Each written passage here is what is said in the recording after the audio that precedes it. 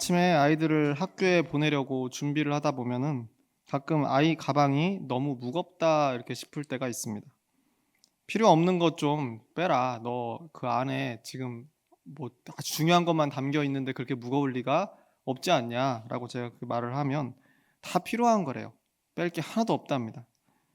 뭐 그렇게 얘기하는데 뭐 더 빼라고 일일이 또 그 열어서 또 검사하기가 좀 그래서 그냥 가라고 이야기하죠.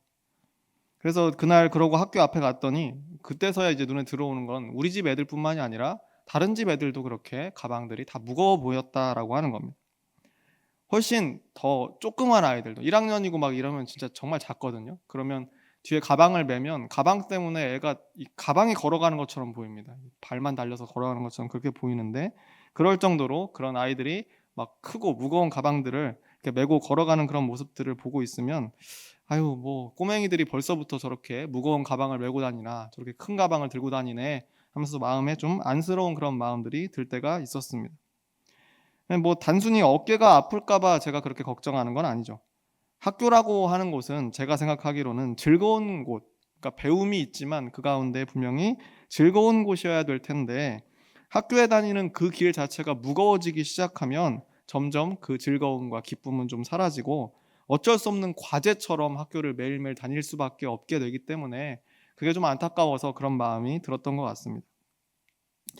저는 성인이 되고도 비슷한 경험을 한 적이 있습니다. 아이들이 아마 지금은 한 10살 남짓들 다 되지만 그때는 대여섯 살쯤 되었을 때입니다. 그래서 처음으로 저희가 이제 아이들이 좀 이제 활동이 좀 활동 반경도 넓어지고 아들 둘이니까 잘 움직이기 시작하니까 "그래 우리가 그러면 밖으로 나들이를 갈 때 우리 텐트를 하나 사 가지고 가자." 그래서 작은 텐트를 하나 샀습니다. 코딱지만한 텐트였습니다. 정말 넷이 같이 다 들어갈 수도 없을 정도의 그런 텐트였는데 그걸 하나 사 가지고 가족 모두가 나들이를 한번 갔었습니다. 그래서 이 텐트 하나 그리고 또 돗자리 안에 그 돗자리가 있어야 이 막 울퉁불퉁한 바닥에 안 아프니까 돗자리 하나 사고 그다음 간식거리 조금 챙겨 가지고 갔었는데 이게 가 보니까 너무 재밌는 거예요. 너무 재미있고 아이들도 너무 신나하고 저도 또 아내도 너무 즐거워했습니다. 그래서 '아 이래서 캠핑이라고 하는 거를 하나 보다.' 그냥 처음에는 이렇게 텐트 가지고 나갔다가 '그래서 이런 재미 때문에 사람들이 그렇게 열심히 캠핑을 다니고 막 그러나 보다.'라는 그런 생각이 들었습니다. 그래서 그때부터 열심히 공부해서 캠핑 장비를 하나하나 모으기 시작했죠. 그리고 나서 이제 캠핑을 다니기 시작했었는데 거의 한 달 내지 두 달에 한 번 정도는 반드시 어떻게든 시간을 내 가지고 캠핑을 다녔습니다. 그렇게 다닌 지 한 1 년쯤 지났던 것 같은데 어느 순간 이 캠핑을 가려고 차에다가 짐을 싣고 있었는데 그때 이 짜증을 제가 내고 있는 저 자신을 발견한 겁니다. 너무 자연스럽게 짜증을 내고 있으니까 늘 그랬던 것 같아요, 그전에도. 근데 그때 새삼 느낀 거죠. '나 왜 짜증 내고 있지? 내가 왜 입에서 자꾸 이렇게 자꾸 짜증스러운 말들만 나오지?'라는 생각이 든 겁니다. 그리고 나서 생각을 해 보니까 이게 원인이 그거예요. 짐이 너무 많아져서 그런 거예요. 짐이 너무너무 많아져서. 분명히 처음에는 손바닥만한 텐트 하나밖에 없었는데 이제 그 텐트가 거의 아파트 거실만한 텐트로 바뀌었습니다. 그리고 돗자리 하나로 앉고 눕고 뭐 거기서 다 했었는데 이제는 가족 숫자대로 의자가 다 필요해요. 의자가 다 있어야 될 것 같고. 그리고 또 이 캠핑장에 다니다 보면 주변에 옆집은 뭐가 있나 이렇게 보게 되거든요. '아 우리는 이거밖에 없는데 저 집은 저게 있네. 어우 좋아 보이는데.' 이런 생각이 들기 시작하면 다음 캠핑 올 때는 그게 하나씩 생겨 있습니다. 그게 문제죠. 그러니까 숫자대로 의자 다 있고 침대도 있어야 돼요. 그 야전 침대라 그래서 가끔 거기에 그러니까 캠핑 나가서 무슨 침대냐라고 생각하실 수도 있지만 이상하게 그렇게 되더라고요.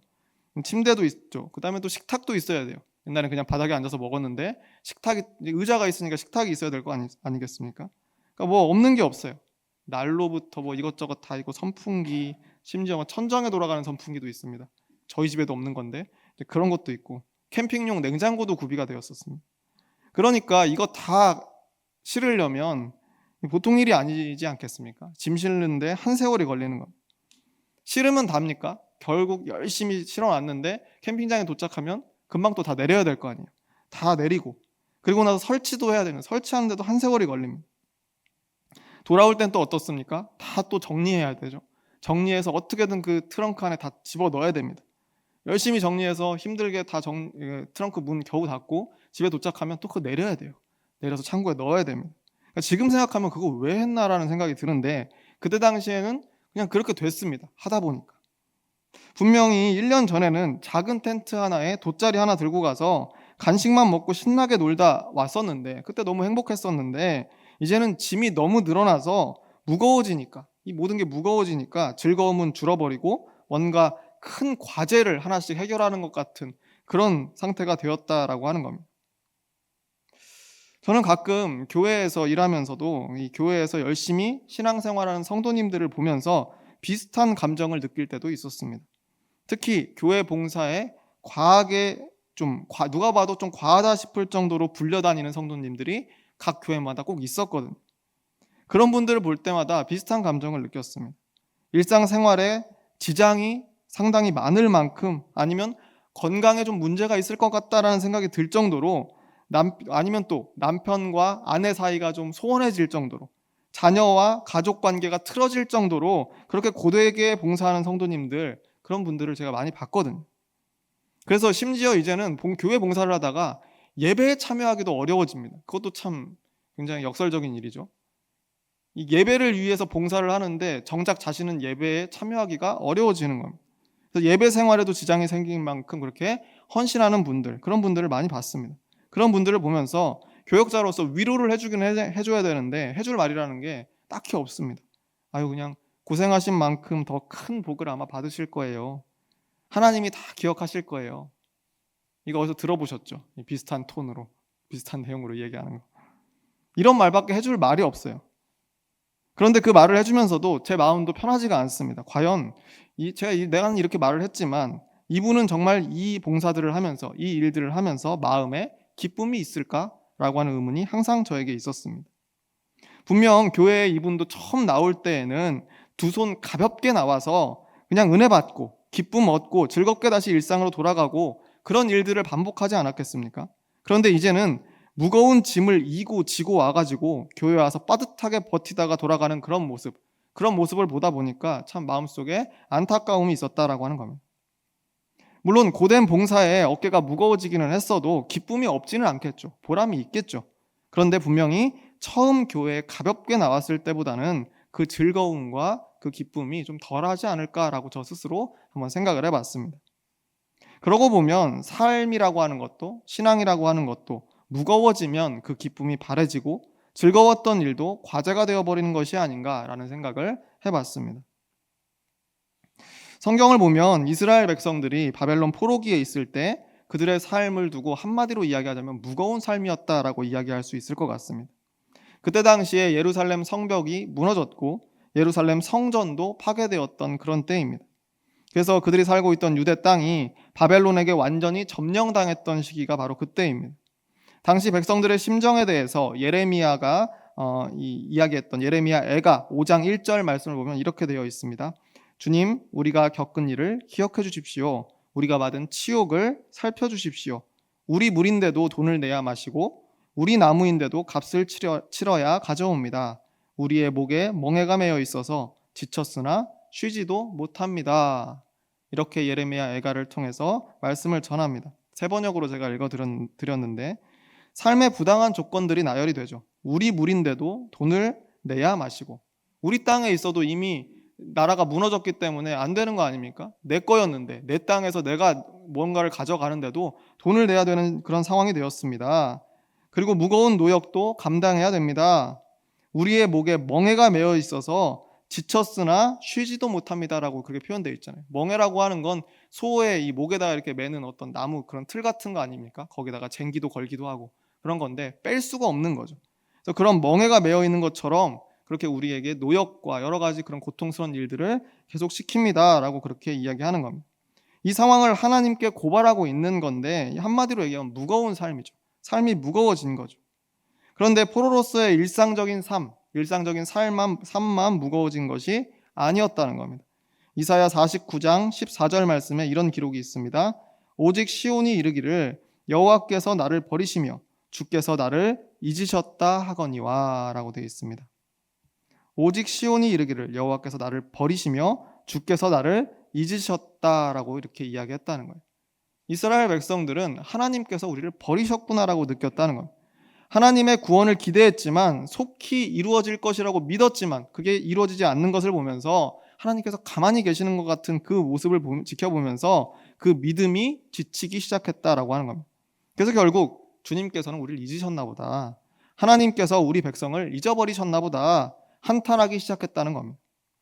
무거운 현실을 하나님께 고발하면서 곧 구원해 주실 것을 기대했는데 시간이 아무리 흘러도 뭔가 하나님이 움직이시는 기미가 전혀 보이지를 않았던 겁니다. 그래도 이스라엘 백성들은 노력했죠.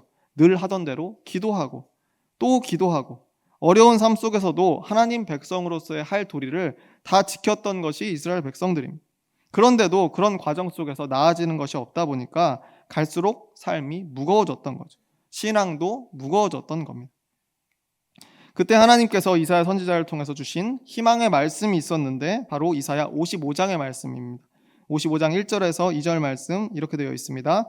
오호라 너희 모든 목마른 자들아 물로 나아오라. 돈 없는 자도 오라. 너희는 와서 사 먹되 돈 없이 값없이 와서 포도주와 젖을 사라. 너희가 어찌하여 양식이 아닌 것을 위하여 은을 달아주며 배부르게 하지 못할 것을 위하여 수고하느냐. 내게 듣고 들을지어다. 그리하면 너희가 좋은 것을 먹을 것이며 너희 자신들이 기름진 것으로 즐거움을 얻으리라. 이사야 55장 1절에서 2절 말씀입니다. 오호라 너희 모든 목마른 자들아 물로 나아오라. 목마름이 채워질 것이고 돈 없이 값없이 와서 포도주와 젖을 얻게 될 것이다 라고 하는 말씀입니다. 너희가 어찌하여 배부르게 하지 못할 것을 위하여 수고하느냐. 내게로 와라. 그러면 너희가 좋은 것을 먹게 될 것이다 말씀하고 있는 겁니다. 너희의 삶의 무게가 무겁구나. 나에게 와라. 이제 때가 되면 너희의 삶의 무게를 덜어주겠다. 목이 마르면 물과 포도주를 마시게 될 것이고 양식을 얻게 될 것이다. 너희 땅에서 너희가 수고하면서도 보상을 얻지 못하고 원래 너희 것을 먹으면서도 값을 지불하는 이 삶이 무거운 것이냐? 그러면 내게로 와라. 내게로 오면 너희가 좋은 것과 기름진 것으로 먹고 배불러 즐거울 것이다. 너희의 삶을 내가 가볍게 해주겠다라고 이렇게 약속하시는 거죠. 듣기에 분명히 희망찬 말씀이기는 한데 당시 이 예언을 듣던 이스라엘 백성들 입장에서는 사실은 뜬구름 잡는 소리처럼 들렸을 수 있습니다. 현실적으로 지금 돌아가는 바벨론의 형국이 이 해방의 기미가 전혀 보이지 않는 그런 상황이었어요. 바벨론의 힘이 약해져야 우리가 해방이 되는 건데 바벨론은 여전히 강대한 힘을 가지고 있었다는 거죠. 정치적으로 희망이 없었다는 거예요. 그럼 인간의 상식을 뛰어넘는 하나님의 기적이라도 있어야 이 일들이 좀 해결이 될 텐데 과거의 애굽 종살이 시절 때에는 이 모세라고 하는 걸출한 인물이 있었잖아요. 그래서 그 인물을 통해서 10가지 재앙이 내렸죠. 구름 기둥과 불 기둥이 등장했죠. 홍해가 막 갈라지기도 하지 않았습니까? 그런 일들이 있었다라는데 지금 이 바벨론 포로 시절에는 그런 아무런 징조도 없는 겁니다. 하나님이 움직이시지도 않고 현실적인 조건도 바벨론은 여전히 건재하니까 무너질 수가 없는 그런 상황 가운데 있었다는 거죠. 근데 하나님은 대체 우리를 어떻게 구원하시겠다는 거냐? 우리 짐을 어떻게 덜어주시겠다는 건가? 지금 삶에 짐 눌려있는 우리를 어떻게 가볍게 해주시겠다는 것인가? 이스라엘 백성 입장에서는 질문할 만했습니다. 이어지는 이사야 55장 8절 말씀에서 하나님께서는 이렇게 말씀하셨습니다. 이는 내 생각이 너희의 생각과 다르며 내 길은 너희의 길과 다름이니라. 여호와의 말씀이니라. 이스라엘 백성들의 속마음을 하나님께서 아시고 이와 같은 말씀을 내려주셨죠. 이는 내 생각이 너희의 생각과 다르며 내 길은 너희의 길과 다름이니라. 내 생각과 너희의 생각은 다르다는 겁니다. 내 길과 너희의 길은 다르다는 거예요. 너희의 방법과 내 방법이 다르다는 거예요. 그러니까 아까 1절과 2절 말씀처럼 오호라 목마른 자들아 너희는 나를 믿고 그저 내게 나오기만 해라 라고 그렇게 말씀하셨던 거죠. 나와서 이 희망의 예언을 그저 듣고 믿기만 해라 말씀하셨던 겁니다. 그러면 너희가 포로로서 메고 졌던 그 무거운 삶의 무게와 신앙의 무게가 가벼워질 것이다 약속해 주신 겁니다. 너희의 생각으로는 희망이 전혀 없는 것 같아서 오히려 삶의 무게가 점점 더 무거워지고 하나님도 움직이시지 않는 것 같으니까 신앙적인 절망도 결국은 그 절망 때문에 신앙의 무게가 무거워지는 것 같이 느껴지겠지만 너희의 생각과 한계를 한참이나 뛰어넘어 있는 하나님은 너희가 생각지 못하는 방법으로 이미 움직이고 계신다는 겁니다. 이게 이사야의 예언이죠. 이후의 역사에서 하나님께서는 바사의, 지금으로 말하자면 페르시아죠. 페르시아의 왕인 고레스를 통해서 바벨론을 치십니다. 아무도 예상하지 못한 방법으로 하나님께서 이스라엘 백성들을 해방시켜 주신 거죠.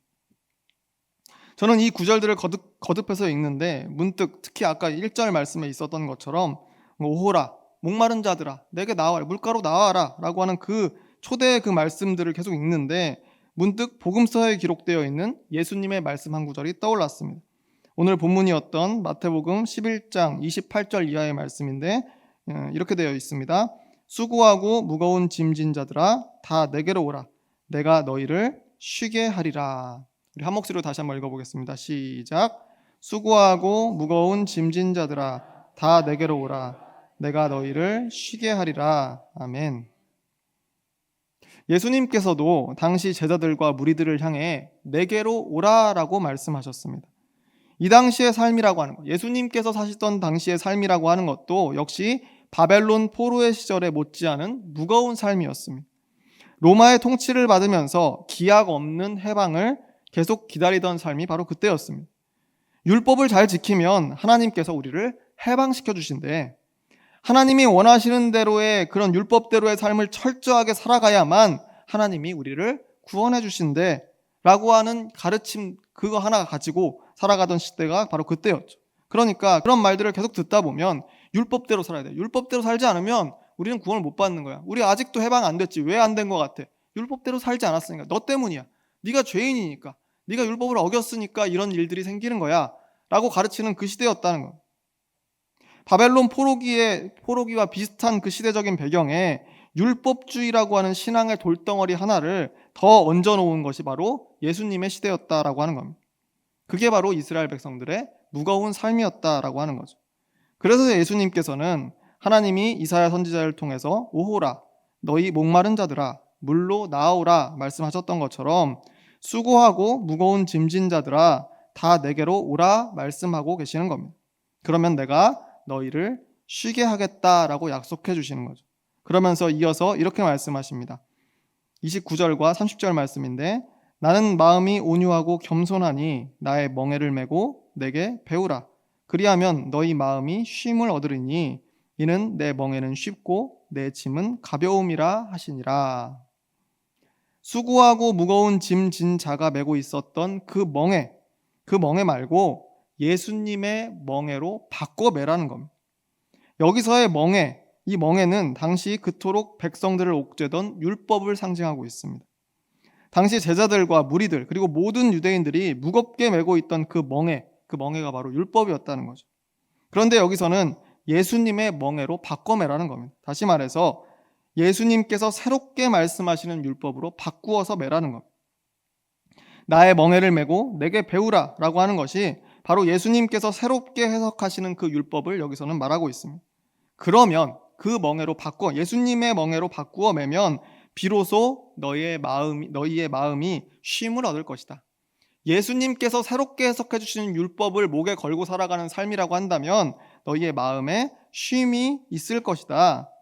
이전까지는 불필요하게 무거웠던 그 멍에를 너희가 메고 있었던 것인데 그 잘못된 율법, 잘못 해석돼서 과하게 해석된 그 율법을 예수님의 가벼운 율법으로, 가벼운 멍에로 바꿔라 라고 그렇게 말씀하시는 것. 그러면 너희 마음에 쉼을 얻을 수 있을 것이다. 이는 내 멍에는 쉽고 내 짐은 가벼움이라 라고 말씀하신 그 말씀의 뜻이 아마 그것이 아닐까 저는 생각을 합니다. 이 말씀 뒤에 바로 이어지는 두 개의 이야기에서 예수님의 쉬운 멍에와 가벼운 짐이 무엇인지를 알 수가 있습니다. 마태복음 12장 7절 말씀에 이렇게 기록되어 있습니다. 나는 자비를 원하고 제사를 원하지 아니하노라 하신 뜻을 너희가 알았더라면 무죄한 자를 정죄하지 아니하였으리라. 또 이어지는 11절과 12절 말씀에 이렇게 되어 있습니다. 예수께서 이르시되 너희 중에 어떤 사람이 양 한 마리가 있어 안식일에 구덩이에 빠졌으면 끌어내지 않겠느냐? 사람이 양보다 얼마나 더 귀하냐? 그러므로 안식일에 선을 행하는 것이 옳으니라 하시고, 율법 중에 가장 엄하게 지켜지던 안식일법에 대한 예수님의 새로운 해석들이 이어지고 있습니다. 삶의 무게를 가볍게 바꿔주고 계시는 거죠. 신앙의 무거운 멍에를 가벼운 멍에로 지금 바꾸어서 매주시는 겁니다. 수고하고 무거운 짐진 자들아 다 내게로 오라 하신 말씀대로 예수님께 나온 무리들은 무거운 율법의 무게에서 벗어날 수 있었습니다. 예수님의 새롭게 해석된 율법의 그 말씀들을 들으면서 우리가 지금까지의 삶이 왜 무거웠는지 알겠다. 예수님의 말씀을 듣고 보니까 이것은 무겁게 지킬 율법이 아니었구나.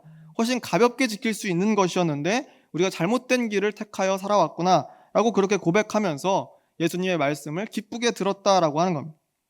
신앙의 무게에 눌려있던 이스라엘 백성들을 예수님께서 구원해 주시는 거죠.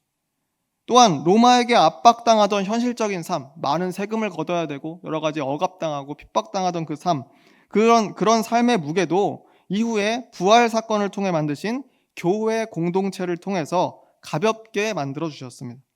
사도행전 2장 44절 이하 말씀 보면 이렇게 기록되어 있습니다. 믿는 사람이 다 함께 있어 모든 물건을 서로 통용하고 또 재산과 소유를 팔아 각 사람의 필요를 따라 나눠주며 날마다 마음을 같이하여 성전에 모이기를 힘쓰고 집에서 떡을 떼며 기쁨과 순전한 마음으로 음식을 먹고 하나님을 찬미하며 또 온 백성에게 칭송을 받으니 주께서 구원받는 사람을 날마다 더하게 하시니라. 아멘. 교회에 대한 이야기 아닙니까? 처음 세워졌던 교회. 로마의 억압이라고 하는 현실은 그대로였습니다. 그런데 이 교회 공동체를 세우심을 통하여서 사람들의 짐이 가벼워졌다는 것. 서로가 물건을 통용하고 각 사람의 필요에 따라 나누어졌다는 것. 하나님을 함께 찬양하며 기뻐하는 삶을 살았다고 기록되어 있지 않습니까? 이 구절 어디를 봐도 삶이 무거워 보이지 않습니다. 여기서 나타나는 신앙은 무거운 신앙이 아닌 것 같습니다. 예수님께서는 그에게 나아오는 사람들의 삶과 신앙의 무게를 가볍게 해주시는 분이었습니다. 영국의 소설가 올더스 헉슬리라고 하는 사람이 쓴 아일랜드라고 하는 소설이 있습니다. 그 소설을 보면 이런 부분이 있습니다. 지금 내 삶이 어두운 것은 네가 너무 애쓰고 있기 때문이야. 가볍게 해라, 아이야. 가볍게.